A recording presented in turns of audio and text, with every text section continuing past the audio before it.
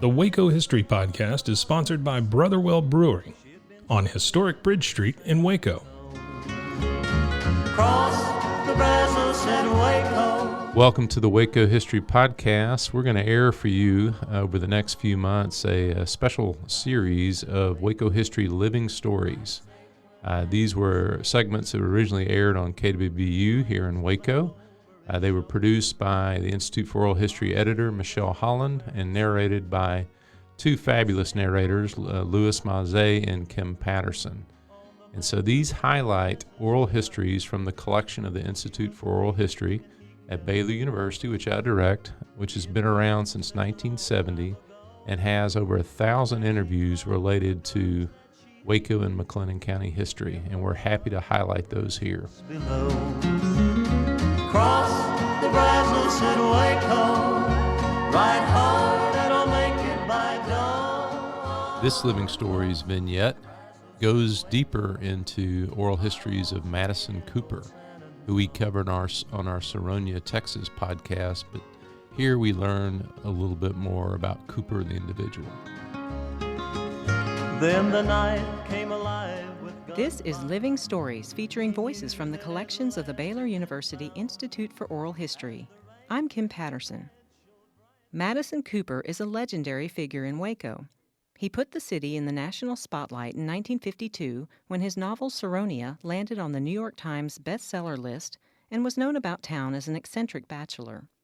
But Cooper's greatest contribution to Waco was his philanthropic spirit. From sponsoring civic programs to establishing the Cooper Foundation in 1943 for the purpose of bettering Waco. Martha Lacy Howe, great-niece of Madison Cooper, visited as a child the Cooper home on Austin Avenue, now home of the Cooper Foundation. She recalls the housekeeper. Bertha was there after Mrs. Cooper passed away. Madison asked Bertha if she would stay and do laundry and serve him meals. And she was thrilled to do that. She lived in the garage, up at the top of the garage. And she was a wonderful cook and a lovely person. And she would call my mom. We lived on the other side of the lake. She said, next time you come in town, come to the house and I've made some cookies. And or one time a big cake. I mean, you just don't forget things like this. And we would go in that porte-cochère on the side of the house and up those steps. And the kitchen was always smelled good and it was nice and warm. Howe recounts a comical story about her great-uncle and Citizens National Bank. He would walk down Austin Avenue every day, and he wore kind of shabby clothes a lot. He worked at that. He knew how to look nice.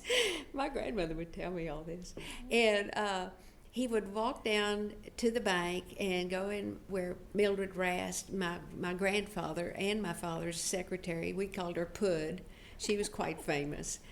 But he would go down there and go through her trash and use her used carbon paper, take it home, and he wrote Sironia up in the top parts of the Cooper home and wrote short stories before that, but I don't think they sold very good.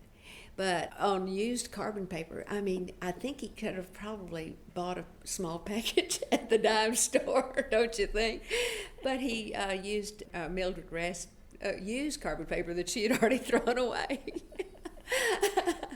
But he kind of worked at that aura that he worked at it. He liked it. Cooper never wanted a fuss made about his philanthropy, as Howe describes. He had a reputation of being very tight-fisted, but I believe he was far more generous, even with his family, than he wanted anybody else to know. Mm-hmm.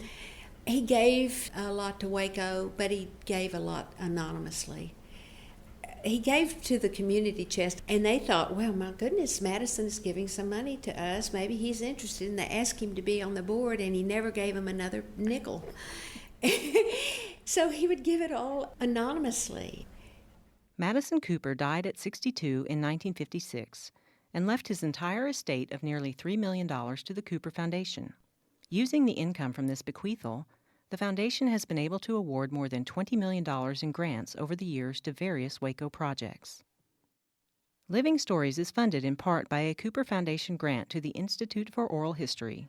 For more information about this program or the Institute for Oral History, visit us online at baylor.edu/livingstories. Ride hard and I'll make it by dawn.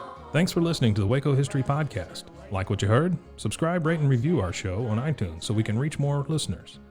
You can find show notes and info on every episode at wacohistorypodcast.com and more info on Waco's past at wacohistory.org. Our theme music, used with permission, is Cross the Brazos at Waco, performed by the late Billy Walker. For more info on Billy's music, go to billywalker.com.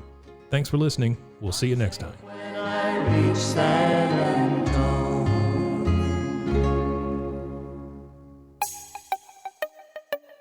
This has been a Rogue Media podcast.